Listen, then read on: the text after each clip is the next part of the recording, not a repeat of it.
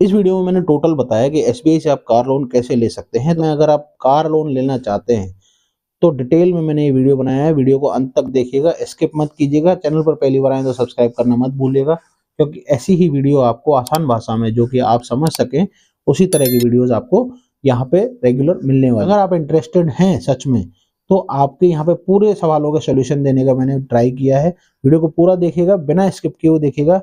आपको भी एक नॉलेजेबल वीडियो लगेगा और आपको एक लेमन भाषा में मैंने समझाने की कोशिश किया है। हम डिटेल में एसबीआई कार लोन के बारे में डिस्कस करने वाले हैं। अगर आप जो है कार लोन लेना चाहते हैं, वो भी नेशनलाइज्ड बैंक है, पर्टिकुलर हम इस वीडियो में बात करने वाले हैं कि एसबीआई बैंक के साथ में, तो आपको क्या क्या डॉक्यूमेंटेशन चाहिए होते हैं, क्या क्या आपकी क्वालिफिकेशन या फिर एलिजिबिलिटी क्राइटेरिया होने चाहिए।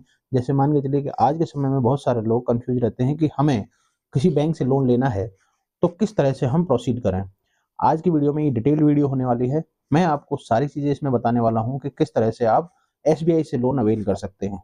इसमें क्या क्या क्राइटेरिया होते हैं, सैलरीड पर्सन के लिए क्या क्या डॉक्यूमेंट्स होते हैं, बिजनेस अगर प्रोफाइल है तो आपको क्या क्या डॉक्यूमेंट्स चाहिए होंगे, कितनी आपकी सैलरी होनी चाहिए, कितने का आप लोन कैसे ले सकते हैं। ऐसी ही कुछ डिटेल्स जानकारी के लिए ये वीडियो में बने रहिएगा। तो स्टार्ट करते हैं। पहली जो क्वेरी होती है आमतौर पर कस्टमर्स की, कि भाई मान के चलिए कि मेरी सैलरी 25,000 रुपये है, तो मुझे कितने तक का लोन मिल सकता है।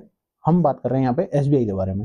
अगर आपकी 25,000 रुपये सैलरी है तो लगभग उसका आधा जो भी बनता है 12,500 रुपये तक की आप ईएमआई दे सकते हैं। अगर आपको आपकी अभी कोई लोन नहीं चल रहे हैं तो, क्योंकि बैंक हमेशा कंसिडर करता है most probably 50% of your total income. अब इसमें एक बात और हो जाती है कि जैसे आप गवर्नमेंट एम्प्लॉय हैं या फिर प्राइवेट सेक्टर में हैं, आपके डॉक्यूमेंटेशन क्या क्या होने वाले हैं तो आप एक बार नोट डाउन कर सकते हैं। चाहे तो मैं यहाँ पे स्क्रीनशॉट भी लगा दूंगा। देखिए, सबसे पहले तो आपकी केवाईसी चाहिए होती है। उसके बाद में आपका रजिस्टर्ड मोबाइल नंबर चाहिए होता है, जिससे कि सिविल निकलता है। आपका 6 महीने का बैंक स्टेटमेंट, आपके 6 चेक्स चाहिए होते हैं एग्रीमेंट के टाइम पे, 2 फोटोज चाहिए होते हैं, इलेक्ट्रिसिटी बिल चाहिए होता है ओनरशिप प्रूफ के लिए, आपके 2 साल की आईटीआर या फॉर्म 16। अगर आप गवर्नमेंट एम्प्लॉय हैं तो आपको फॉर्म 16 भी आप दे सकते हैं, या फिर आप प्राइवेट सेक्टर में काम करते हैं तो आप यहाँ पे 2 साल की आईटीआर दे सकते हैं, मतलब income tax return with competition. ठीक है, अब इसमें आ जाते हैं हम आगे कि इसमें बेसिकली रेट ऑफ इंटरेस्ट क्या चलता है। रेट ऑफ इंटरेस्ट की हम बात करें तो रेट ऑफ इंटरेस्ट स्टार्ट होता है इसका 9.25 से, लेकिन अभी शायद हो सकता है कि कुछ दिनों पहले एसबीआई ने रेट्स इंक्रीज करे हैं, तो एक बार चेक कर जरूर कर लीजिएगा इनकी वेबसाइट पर जाकर। जो भी आप जब भी इस वीडियो को देख रहे हैं तो यहाँ पे स्टार्ट होते हैं 9.25 से। अभी की मैं ये रेट बता रहा हूँ, मैं जब ये वीडियो शूट कर रहा हूँ। ये वीडियो हो सकता है आपके पास में कब आए, वो डिपेंड करेगा कि अभी आरओआई क्या चल रहा है। लेकिन यहाँ पे देखने वाली बात यह है कि यहाँ पे आपको जो है सिविल कम से कम 800 प्लस होना चाहिए, तभी आपको ये रेट ऑफर हो पाएगी। अब जितना जितना सिविल आपका डाउन होगा उतनी उतनी आपकी सिविल रेट ऑफ इंटरेस्ट जो है वो कम होती जाएगी। तो इस चीज का ध्यान रखिएगा। ये मिनिमम स्टार्टिंग आरओआई मैंने आपको बताई है, जो कि एसबीआई की रहने वाली है। अब यहाँ पे आपको सबसे बड़ी चीज है कि रेट ऑफ इंटरेस्ट जो है उसके साथ में ही एक चीज और देखने को मिलती है कि जो आपकी सिस्टम है वो है फ्लोटिंग नहीं है, वो है फिक्स। फिक्स और फ्लोटिंग में बता देता हूँ, दोनों ही रिड्यूसिंग होते हैं। लेकिन फ्लोटिंग सिस्टम जो होता है, फ्लोटिंग सिस्टम में ऐसा होता है कि आपकी जैसे बैंक की एमसीएलआर जो रेट होती है, जो कि आरबीआई द्वारा दी जाती है, ऊपर एंड नीचे हो जाती है, तो उसमें आपके आरओआई जो है, रेट ऑफ इंटरेस्ट जो है वो भी कम होने के और चांस होते हैं ज्यादा होने के। जैसे मान के चलिए कि अभी आपकी रेट ऑफ इंटरेस्ट जो है वो दे रखा है 9.25। अब बैंक को लगा, क्योंकि आरबीआई ने अगर कम किया रेपो रेट, जो बैंक को देने वाला लोन है, कर्ज है, तो उसको अगर कम करता है तो बैंक भी आपकी आरओआई को कम कर देता है। ये होती है फ्लोटिंग। और अगर बढ़ाता है तो वो आरओआई ऑटोमेटिकली आपकी बढ़ जाती है। ये फ्लोटिंग है, आई होप आप समझ गए होंगे। इसके बाद में दूसरी आती है फिक्स। मान के चलिए मैंने आज एक रेट पे ले लिया, मान के चलिए मैंने 9.15 पे एक रेट ले लिया लोन, ठीक है, फिक्स पे, जो कि एसबीआई ही देता है। अब इसमें आपको फिक्स पे दे दिया तो आपकी फिक्स ही रहेगी। आपने 5 साल के लिए या 7 साल के लिए लिया, वो फिक्स ही रहेगी, चाहे आरओआई बढ़े चाहे घटे, एमसीएलआर रेट जो है कम हो या ज्यादा हो। यहाँ पे एसबीआई में आपको एक चीज देखने वाली और बात है कि एसबीआई में अगर आपने प्लान कर रहे हैं कि हम फर्म के नाम से लेंगे या आपकी कोई इंडिविजुअल फर्म है, तो फर्म के नाम से केवल आपको एसएमई ब्रांच से ही संपर्क करना पड़ेगा। वही ब्रांच जो है आपको लोन प्रोवाइड करेगी। आपको नॉर्मल रिटेल बैंकिंग में आपको केवल एज एन इंडिविजुअल ही आपको लोन होता है एसबीआई में। ठीक है, ये मैं अभी की बात बता रहा हूँ। हाँ, आपको अगर कॉमर्शियल पर्पज से भी लेना है, जैसे कई लोग टैक्सी में भी अप्लाई करते हैं, तो टैक्सी में भी आपको एसएमई ब्रांच से ही आपको कॉन्टेक्ट करना पड़ता है। वो पर्टिकुलर कुछ ब्रांचेज ही होती हैं जो कि आपको लोन प्रोवाइड करवाती हैं। अब यहाँ पे देखने वाली बात है कि डॉक्यूमेंटेशन के साथ में आपके चार्जेस क्या लगते हैं। तो अभी जो है इन्होंने प्रोसेसिंग फीस वेव ऑफ कर रखी है, वो टाइम टाइम पे होती रहती है, जीरो है।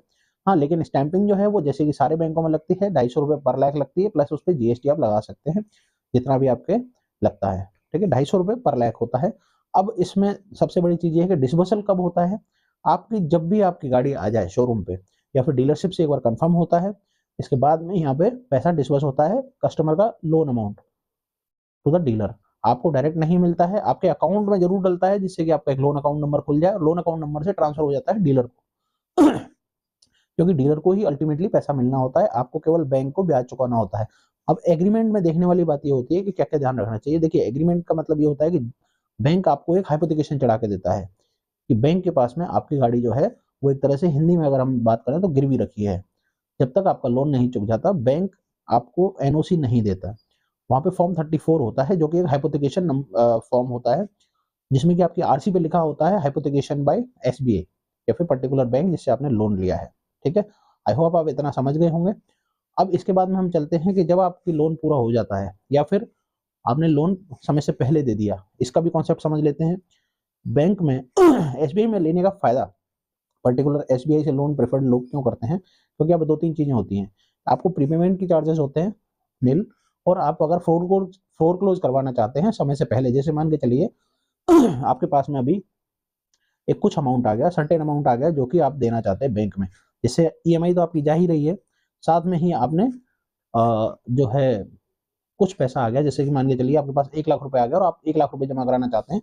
लेट्स सपोज आपका 10 लाख का लोन है, तो आपका अमाउंट रहेगा प्रिंसिपल अमाउंट 9 लाख रुपए। तो 9 लाख रुपए पे ही अगली जो ईएमआई है, मतलब आपका जो इंटरेस्ट है वो 9 लाख रुपए पे ही लगेगा। आई होप आप समझ गए होंगे। अगर आप 2 साल में फोरक्लोज करवाते हैं तो उसका कोई एक्स्ट्रा चार्जेस कुछ नहीं है जो कि काफी सारे बैंकों में 2 से 5% तक लिया जाता है ऑफ लोन अमाउंट। ठीक है, अब यहाँ पे ये बातें हो गई। अब आपका मान के चलिए आपने लोन चुका दिया, अब आपको क्या होता है, आपको देना होता है वहां पे बैंक से लेना होता है एक एनओसी, जिससे कि आरटीओ में जाकर आप आरसी से अपना हाइपोथिकेशन हटवा सकते हैं। अब आपको एनओसी कब मिलता है, जब आपको पूरा लोन चुक जाता है। आपकी तरफ बैंक की तरफ से एक आपको लेटर मिलता है जो कि फॉर्म 35 होता है हाइपोथिकेशन नील करने का, और एक तरह से ये एनओसी कहा जाता है।